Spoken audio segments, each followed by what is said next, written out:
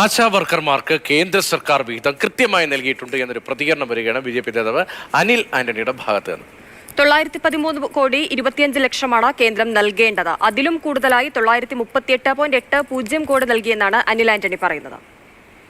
2024-25 ഫെബ്രുവരിയിൽ കേരള സർക്കാരിനെല്ലാം കൂടെ 938 കോടി 80 ലക്ഷം അത്രയും ഇവിടുന്ന് അലോക്കേഷൻ കൊടുത്തിട്ടുണ്ടായിരുന്നു. ആദ്യം ഇയർമാർക്ക് ചെയ്തിട്ടുള്ള തുക 913 കോടി 24 ലക്ഷമായിരുന്നു. അതായത് അതിനേക്കാൾ 25 കോടി കൂടുതൽ ആണ് കേന്ദ്ര സർക്കാർ അലോക്കേഷൻ കൊടുത്തിട്ടുള്ളത്.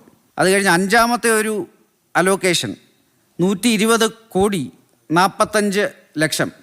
ഇത് പഴയ ഡ്യൂസ് ക്ലിയർ ചെയ്യാനാണ്. ഇങ്ങനെ ഒരു അഞ്ചാമത്തെ ഒരു ഇൻസ്റ്റലേഷനും കേന്ദ്ര സർക്കാർ കൊടുത്തിട്ടുണ്ട്.